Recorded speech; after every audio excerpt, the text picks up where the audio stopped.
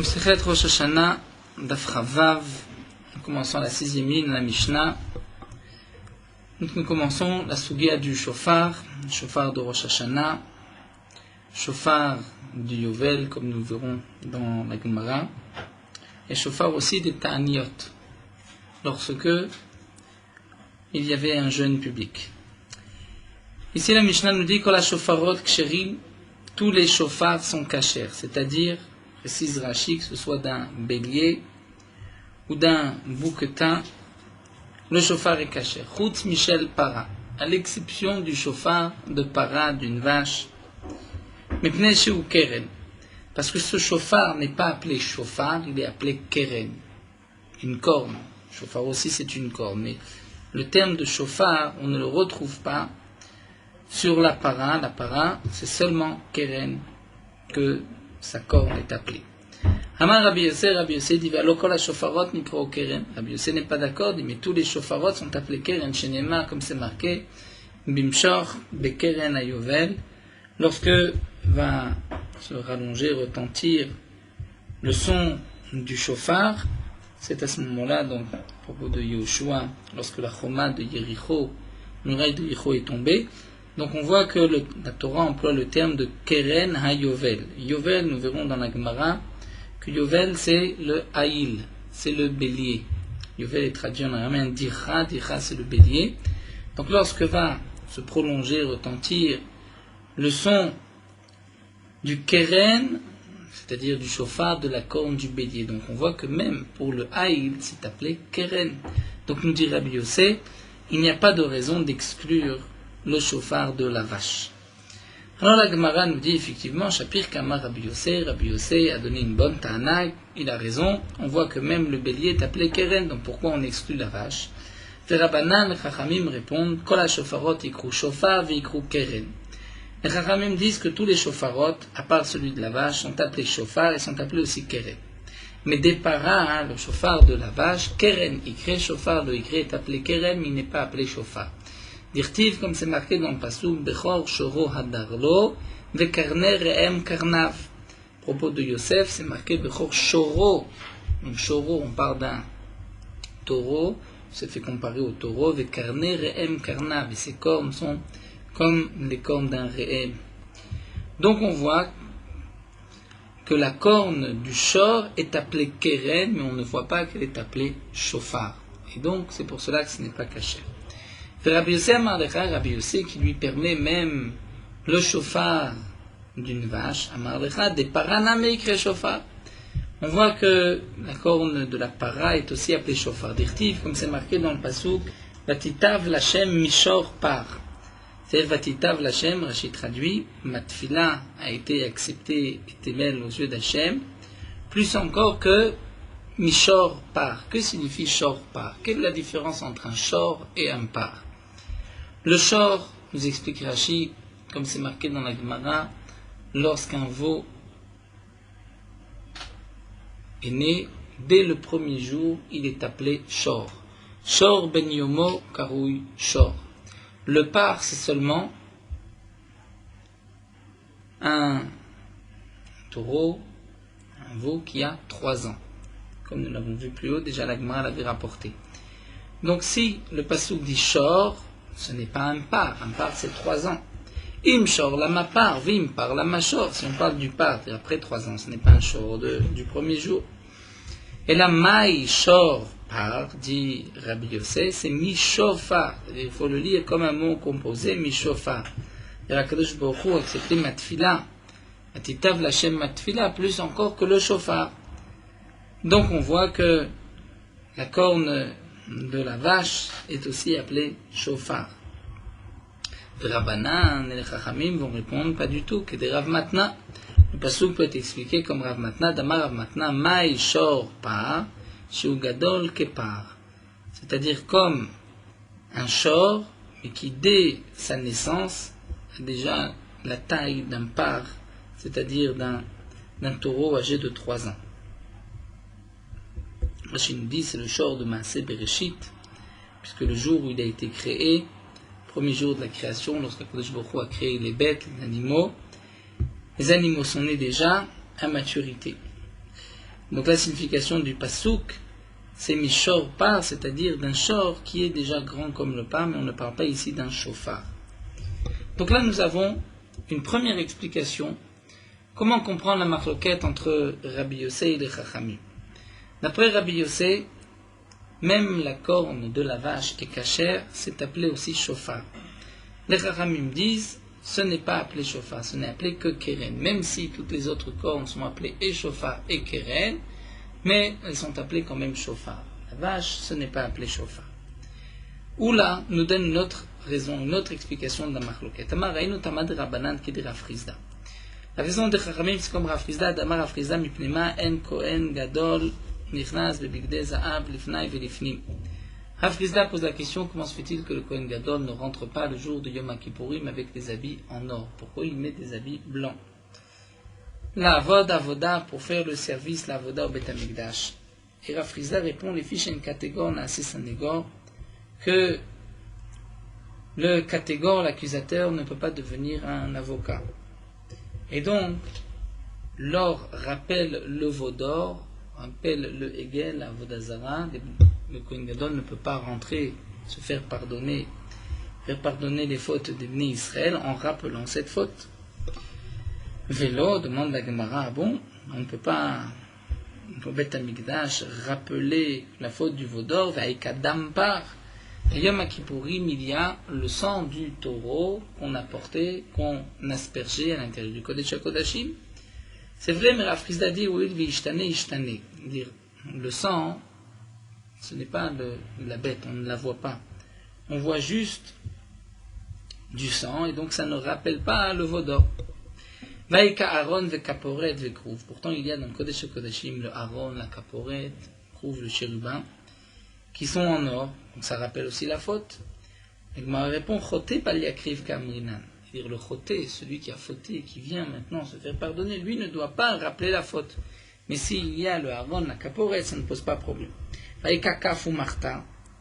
Pourtant, il y a l'appel et ce petit récipient dans lequel il y avait la ktoret et les braises. Et pourtant, c'était en or et le Kohen Gadol rentrait avec dans le Kodesh HaKodashim. C'est aussi choté bal yakriv, mais se fait-il qu'il peut rentrer avec de l'or? Ma réponse c'est choté bal yitnae kamrina. C'est-à-dire le point important, c'est que celui qui a fauté ne peut pas venir s'embellir, s'habiller d'or, se parer d'or pour venir se faire pardonner des fautes, de ses fautes, des fautes du clan d'Israël, alors qu'il rappelle en même temps le veau d'or. Vaïka bigdei za'av mi bachutz. Pourtant, le jour du Yom Kippourim, le Kohen Gadol va aussi servir avec les habits en or à l'extérieur, donc non pas dans le Kodesh HaKodashim, mais à l'extérieur. Pendant la journée du Yom Kippourim, il va aussi servir avec des bigdei za'av. La Gemara répond, mi bifnim kamrinan.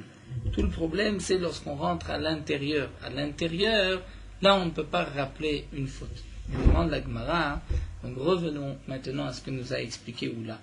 La raison des Chachamim, pourquoi on ne peut pas prendre un chauffard de para, puisque le chauffard rappelle le veau d'or, rappelle les averot, donc une catégorie nasanégon, mais le chauffard aussi c'est à l'extérieur, on ne rentre pas avec dans le Kodesh HaKodashim. La Gemara répond qu'Evan de zikaron ou kebiflim dame, étant donné que le chauffard vient rappeler, c'est un zikaron, vient rappeler, je veux dire, la kedatitza, le mérite des Bnei Israël. Ou comme nous l'avons vu plus haut, la Gemara avait dit, Zichonot, Shiale Zichonchem, les Tova ou Ma Beshofar, avec le chauffard. Donc, c'est pour cela ce Kebiflim, c'est comme si c'était de l'intérieur, et donc on ne peut pas apporter un rappel du veau d'or. Nous dit la Gemara, c'est vrai, l'explication de Oula est très belle, mais dans la Mishnah, ce n'est pas marqué comme ça. Les Chachamim ont expliqué dans la Mishnah pourquoi on ne peut pas utiliser la corne de la vache, parce que c'est keren. Et non pas parce que ça rappelle le veau d'or. Alors la Gemara nous dit Chada ve'ot kamar. D'après Oula, le Tana en vérité a deux raisons. Chada d'une catégorie nasanégor. Ve'od mipnei shu keren. D'abord, une catégorie nasanégor, donc on ne peut pas rappeler le veau d'or. Et de plus, ça ne s'appelle pas non plus chauffard, ça s'appelle juste keren. Rabbi Yossé amar lecha. Et Rabbi Yossé te dit, pourquoi Rabbi Yossé ça ne lui dérange pas? Des cas, Martin, catégorie nasanégor. Il te dit, Il dit le chauffard, il est à l'extérieur, il n'est pas à l'intérieur. D'après Rabbi Yossé, on n'accepte pas cette idée qui devient les zikaron, donc c'est kebifnim, puisque les maasés, on sonne en dehors du Beth Amikdash. Donc même si c'est un rappel du Vaudor, ça ne pose pas de problème. Le deuxième point des Kamartam, eh bien ce n'est pas un problème, dit Rabbi Yossé, que la chauffarot namikro keren, tous les chauffarot sont aussi appelés keren, comme nous l'avons vu plus haut. Troisième manière d'expliquer les chachamim. Abaye amar hainu tamayu de Rabbanan. Shofar amar chmana velo shneim v'shlosha shofarot. La Torah a dit, on prendra un shofar et pas 2 ou 3 shofarot.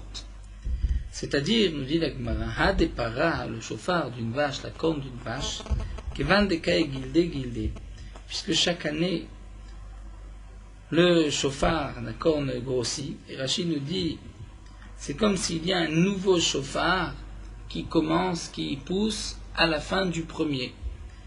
Donc, mitrazé keshnem v'shlosha shofarot. Ce shofar paraît être un shofar composé de 2-3 shofarot.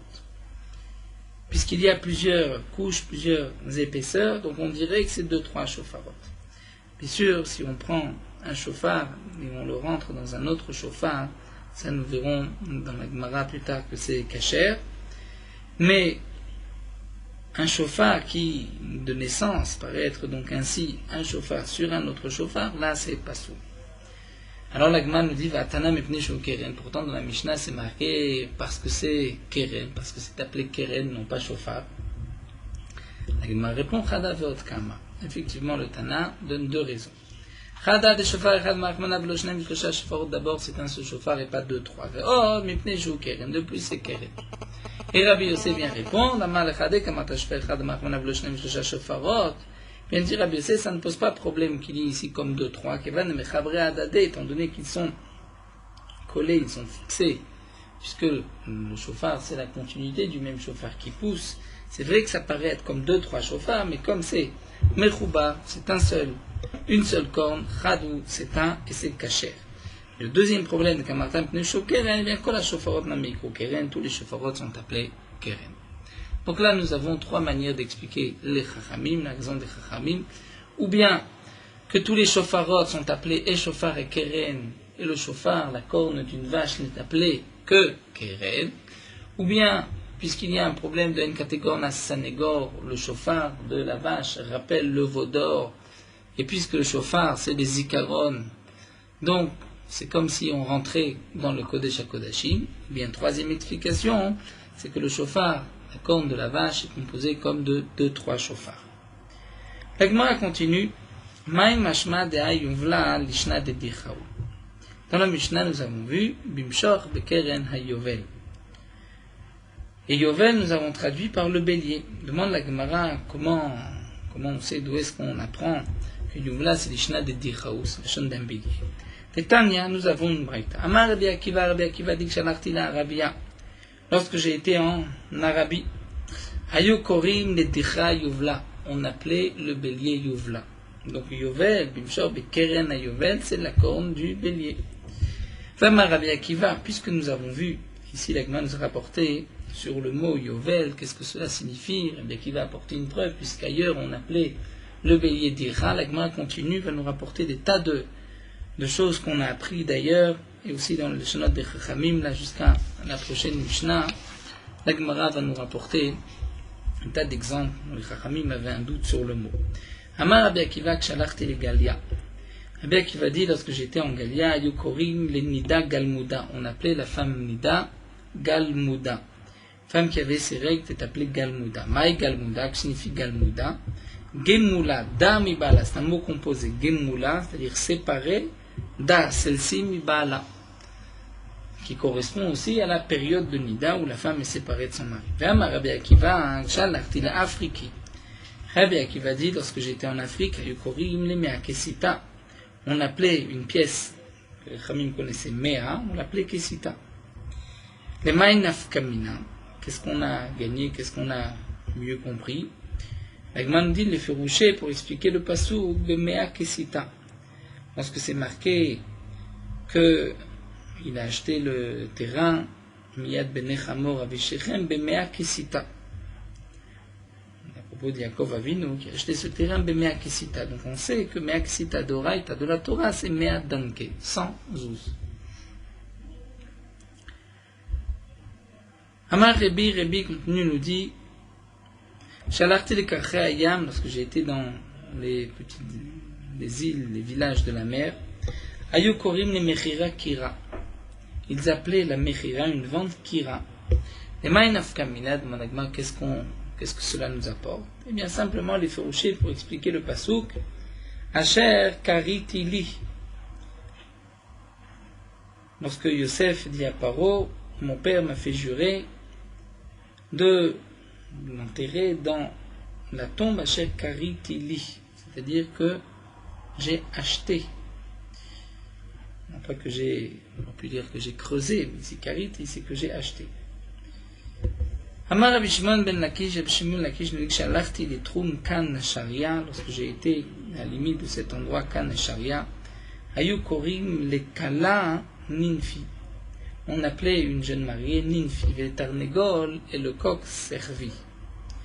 Le Kala Ninfi, Maïkra, où est-ce que nous avons une allusion dans le Passouk, c'est marqué Yefenov, Mesos Kolaharetz. À propos de Yerushalayim, qui était Yefenov, c'est-à-dire comme une belle Kala qui réjouit toute la terre. Le Tarnegol servi, le Tarnegol est appelé servi, puisque Amar Abuda Amara Vibetma Abishua ben Levi Maïkra, quelle est l'allusion dans le Passouk? Le Passouk nous dit dans Yov Mishat Batuchot Chochma, qui a placé dans les Tuchot, nous allons voir, cela signifie dans les reins qui sont lisses, l'intelligence au Minatan a servi Bina, qui a donné au servi, au coq Bina, l'intelligence. Servi nous dit Rachis Lachon Raya, de voir. Mais si on va traduire Mishat Batuchot Chochma et Luklayot, pourquoi mis la Chochma dans les reins?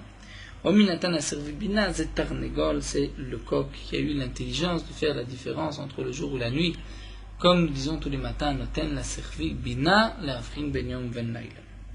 Akadosh Baruch Hu a donné au coq l'intelligence de faire la différence entre le jour et la nuit. Lévi, Ikla Leaouatra. Lévi est arrivé dans cette ville, à Tegavra le Kamé, un homme s'est présenté à lui, à Marlé, il lui a dit Kabaan Palania. Un tel, Kabaan, m'a volé.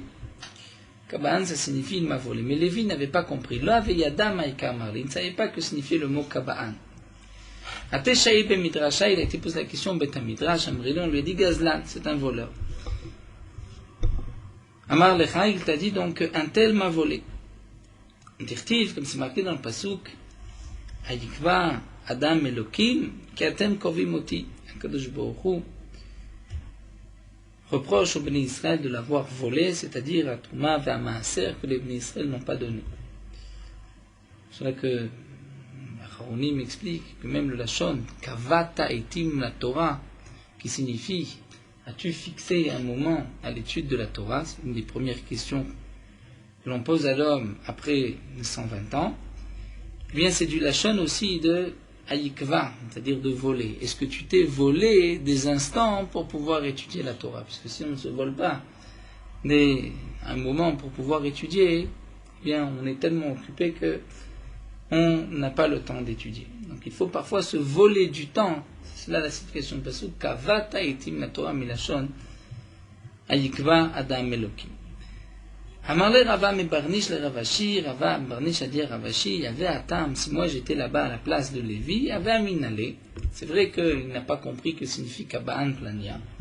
Mais il aurait pu lui poser 2-3 questions, il aurait compris. Il aurait dit Eche Kevacha. Bemaï kevacha, ve'amaï kevacha. Dire comment kevacha, avec quoi et pourquoi. Umimele aveyadina.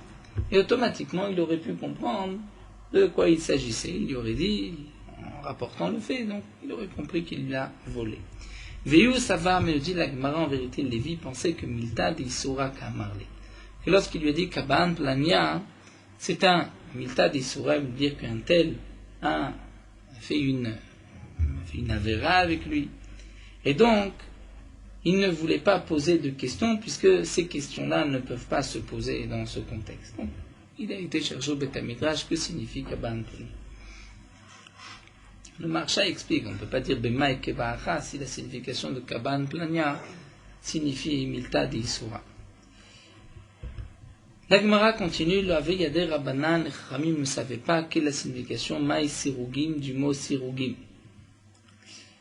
Rashi nous dit, dans Masret Megillah, c'est marqué que celui qui a lu la Megillah Sirugim.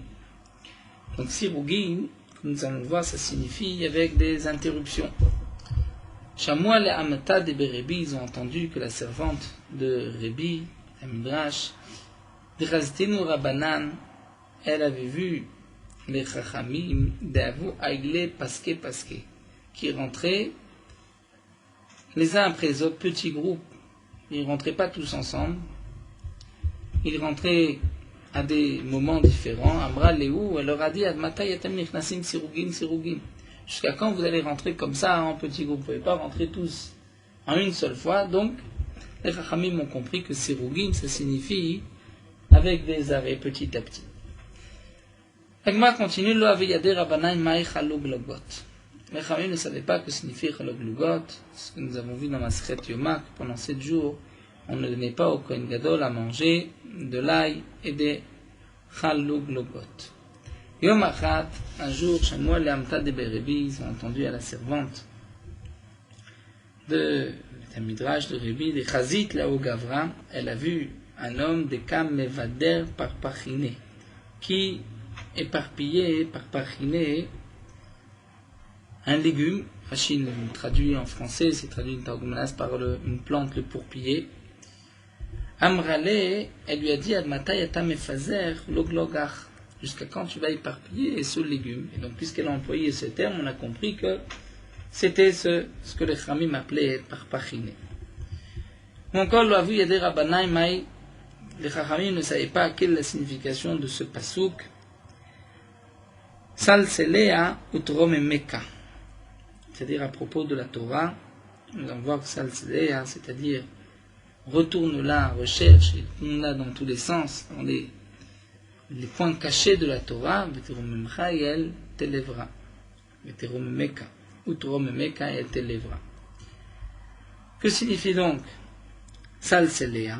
Yom Achad, un jour, Shamuel et Amte de Berebi, ils ont entendu cette servante dire d'Ave Amra Laogavra qui disait à un homme d'Ave Kameafer Besaare, qui retournait ses cheveux, qui arrangeait ses cheveux. Amrale, elle lui dit Almata Yatame Salsel Besaarecha. Jusqu'à quand tu vas t'occuper à arranger, à te tourner, boucler tes cheveux? Donc les Chachamim ont compris, Salselea, c'est-à-dire si on va retourner et chercher dans tous les points cachés de la Torah. Encore, la vie des Rabbanan, les Chachamim ne connaissaient pas la signification du pasuk Vete Tatia Bemetatate. Vete Tatia Bemat-Ate Ashmed. Que signifie Vete Tatia? Yom Achad, un jour, Shamuel et Amte de Berebi, ils ont entendu la servante dire d'Ave Amra de Chaverta, qui disait à son ami Shekule Tatita Vetate Beta. Prends mon balai et va balayer ta maison. Donc ils ont compris que cela signifiait qu'Akadosh Baruch Hu va balayer à propos de tel royaume comme de Babel, qu'Akadosh Baruch Hu va les balayer jusqu'à même les exterminer. L'Avi de Rabbanan Mai Hashlech al Hashem Yehavecha Veu Yichal Kelecha. Les Chachamim ne comprenaient pas que signifie jette sur Akadosh Baruch Hu Yafran. C'est marqué Babel. Les Chachamim ne savaient pas quelle est la signification du pasuk Yehavecha. C'est-à-dire jette, c'est-à-dire laisse reposer sur Akadosh Baruch Hu Yehavecha, c'est-à-dire ton poids, comme nous allons voir ton baluchon, et lui va te nourrir. Amar Rabba Bachana Yomachad, un jour, avait Azdin Aveadea Utaya. Je marchais avec un marchand arabe, avec Darina Tuna, Ve'amarli. Je portais un poids, Tuna, Ve'amarli, il m'a dit, Shekol Yahavir, Veshade Agemlae. Agemlae, c'est-à-dire, lève, prends ton poids et pose-le sur mon âne. Donc on a compris que Yehavcha signifie un poids, un baluchon. Et donc la signification du pasouk, c'est-à-dire laisse-toi en toute confiance, mets-toi prends-toi dans les mains d'Akadosh Baruch Hu, et Akadosh Baruch Hu lui te nourrira. L'Agma nous rapporte une autre Mishnah, Shofar Shel Rosh Hashanah, Shel Yael Pashut. Le shofar de Rosh Hashanah était de Yael, c'est-à-dire un bouquetin, nous explique Rashi. Tosfot rapporte que d'après le Harour, c'était d'une petite brebis femelle.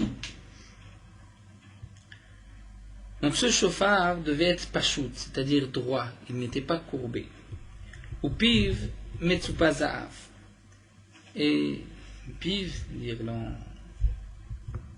l'ouverture, l'endroit où on va sonner, devait être recouvert d'or. Au Beth Amikdash, bien sûr. Au Shtei Chatzrotzrot Minat Tzadim, il y avait 2 trompettes sur les côtés. Shofar Ma'arir V'Chatzrotzrot Mekatzrot. Le shofar rallongeait le son. Une fois que les trompettes terminaient, on entendait encore le son du shofar. V'Chatzrotzrot Mekatzrot.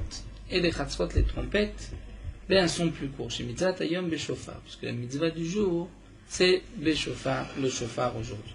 Au Betaniot, dans les jours de jeûne, comme nous verrons Bezrat Hashem de Masret Ta'anit, que pendant les jours de jeûne, si les Chachamim avaient décrété un jour de jeûne, par exemple, dans un moment de sécheresse, on sonnait aussi du shofar et des trompettes. Beshel Zecharim, cette fois-ci c'était un shofar d'un bélier, kfufim, qui était courbé et penché, ou piem metsupe kesef. Et le P, l'ouverture, était l'embouchure, ou piem metsupe kesef, et l'embouchure était recouvert d'argent au Beth Amikdash. Nous verrons exactement, la Gemara nous expliquera à quel endroit on pouvait le recouvrir d'argent. Au Shtei Chatzrotzrot Be'Mitzag, il y avait 2 trompettes au milieu. Et là, pendant les jeûnes, shofar mekatzer v'chatzrotzrot marichot. Le son du shofar était plus court et le son des trompettes plus long. Chez mitzvah tayom b'chatzrotzrot. Puisque la mitzvah tayom, c'est de sonner les trompettes, comme c'est marqué dans le pasouk. Rashi nous dit que au moment des taniyot, c'était simplement pour rassembler le peuple. Et chaque fois qu'on voulait rassembler le peuple, c'était avec des trompettes, comme le Torah nous dit, Vayulecha le mikra eda. Les trompettes que Kadosh Baruch Hu avait ordonné de faire à Moshe Rabbeinu, c'était pour appeler la eda, le peuple. Shaveh Yovel le Rosh Hashanah. Ici la Mishnah nous dit qu'au Yovel, la 50e année, au jubilé, Shaveh Yovel le Rosh Hashanah l'itkiya. Le Yovel et Rosh Hashanah ont les mêmes dinim à propos de la tkiya, c'est-à-dire aussi avec un shofar pashut qui est droit, bien que nous dit Rashi, la tkiya du Yovel ce n'est pas une tfila, ce n'est pas non plus un souvenir, ce n'est pas pour rassembler qui que ce soit, mais c'est pour libérer les esclaves, comme l'Agma nous l'avait rapporté plus haut, nous l'avons vu dans le pasuk, Kratem Deror Ba'aretz, et pour aussi rendre les terrains. Malgré tout, c'est comme le shofar de Rosh Hashanah, puisqu'il y a une Gzera Shava, on apprend l'un de l'autre, comme nous le verrons par la suite. Donc, à le Yovel, c'était comme Rosh Hashanah, l'itkiya ve'li brachot. C'est-à-dire que le Yom Kippour du Yovel, on devait dire aussi 9 brachot avec les malchuyot, zichronot, shofarot, comme à Rosh Hashanah. Rabbi Yehuda dit, Rosh Hashanah tokim b'shel zecharim ou b'yovlot b'shel yelim. Rabbi Yehuda n'est pas d'accord et pense que à Rosh Hashanah on sonnait dans un shofar de bélier ou b'yovlot dans un shofar de bouqueta. Et l'Agma va nous expliquer bien sûr la raison de chacun. Amar Rabbi Levi nous dit mitzvah shel Rosh Hashanah b'shel Yom Kippourim, la mitzvah de sonner du shofar Rosh Hashanah et Yom Kippourim, c'est bekfufim, avec un shofar qui est courbé, qui est penché. Shel kol hashana, mais de toute l'année, c'est-à-dire lorsqu'il y a un jeûne. Bepshutin, avec un shofar qui est droit. Maintenant, demande la Gemara, pourtant dans notre Mishnah, nous avons vu le contraire. Shofar shel Rosh Hashanah shel Yael pashut. Le shofar de Rosh Hashanah, c'est la corne d'un bouquetin, pashut, qui est droit, qui n'est pas courbé. Ici, Lévi nous dit le contraire. Alors la Gemara répond, ou de Amar Kaitana. Lui, Lévi a expliqué comme ce Tana de Tanya, Rabbi Yehuda Omer, Rosh Hashanah Yutokim Bishel Scharim Kfufim. Rabbi Yehuda dit qu'à Rosh Hashanah on sonnait avec le chauffard d'un bélier Kfufim qui était courbé. Beyovlot ou Yovel, Bishel Yedim d'un bouquetin. Donc, Rabbi Lévi a expliqué comme Rabbi Yehuda qu'à Rosh Hashanah on sonnait avec un chauffard Kafouf, c'est-à-dire de bélier, parce qu'en général aussi le chauffard du bélier est courbé et le chauffard du bouquetin est plutôt droit. C'était au mois de Tishri, Yom Kippourim qu'on sonnait. Velima il Cheta qui Rabbi Yehuda. La Gemara dit, mais alors pourquoi Rabbi Lévi n'a pas dit simplement la halakha c'est comme Rabbi Yehuda? Pourquoi a-t-il dit à Rosh Hashanah et à Yom Kippourim, c'est-à-dire au moment du Yovel, puisque au Yovel on sonnait à Yom Kippourim en plus le shofar, on doit sonner avec un shofar kafouf, comme Rabbi Yehuda. Donc il fallait dire là la chaï comme Rabbi Yehuda. La Gemara dit non.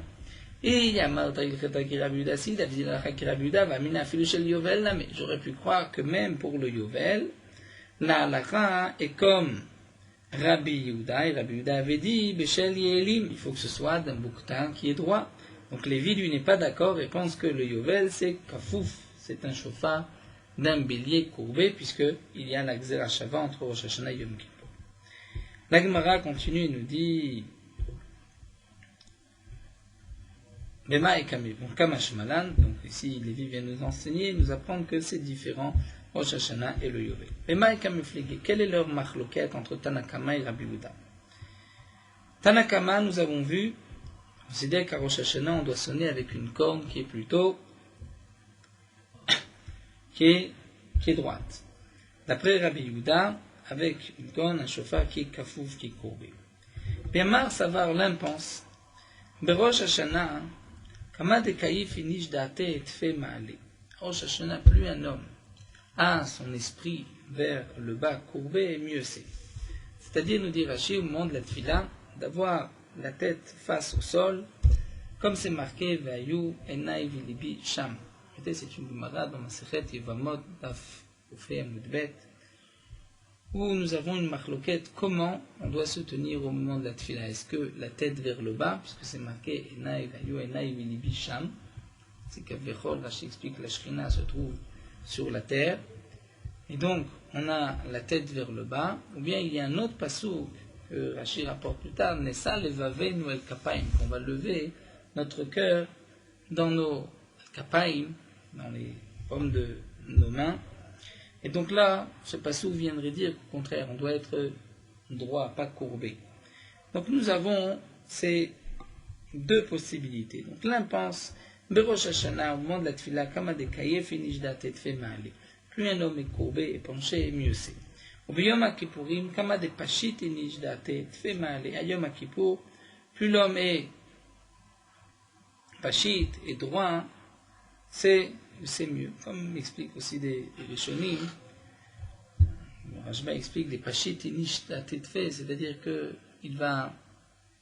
son cœur, il va le laisser droit, lisse, qu'il n'y ait pas d'endroit courbé. Donc c'est pour cela, d'après Rabbi Yehuda, à Rosh Hashanah, puisque c'est la tfila, pour rappeler la Kedat Isra, qu'il vaut mieux un shofar kafouf. Au Yovel, étant donné que c'est simplement pour libérer les esclaves, donc il vaut mieux un shofar qui est pachout, qui est droit. Et d'après Rabbi Yehuda, il n'y a pas de Gzera Shava. Alors que l'autre Mandamar Tanakama pense, Mar Savar de Rosh Hashanah, Kama de Pashit, Inishdat et Tfe Maale. Au contraire, il vaut mieux être le plus droit possible, puisque nous avons aussi un autre passouk qui correspond à une autre manière. Nessa Levavenu El Kapaim, donc d'être plutôt droit que courbé. Donc Rosh Hashanah, la tfila, il vaut mieux un shofar qui est pachout, ou betaniyot, et les jeunes, kama de kaifinish datet female. Au contraire, plus on est courbé, plus on se sent soumis au moment des jeunes, mieux c'est. Donc c'est pour cela que d'après Tanakama, au moment des taniyot, on doit être courbé, c'est-à-dire on doit prendre un shofar qui est kafouf. Et Rachid termine et nous dit que d'après Rabbi Lévi lui pense comme Rabbi Yehuda, étant donné que Rosh Hashanah c'est une fila, donc il faut que le shofar soit plutôt courbé. Mais Yom Kippourim pour le Yovel, il pense comme les Chachamim, comme Tanakama, que le Yovel et Rosh Hashanah ont le même din puisqu'il y a une Xerashava, et donc il faut aussi que le shofar soit courbé. Là nous allons nous arrêter ici, on reprendra la suite, l'explication de cette Mishnah, comment exactement on sonnait le shofar au Beth Amikdash, où est-ce qu'on recouvrait l'embouchure du shofar en or ou en argent, pour ne pas qu'il y ait de khatitsa, pour ne pas que ça change aussi le son du shofar.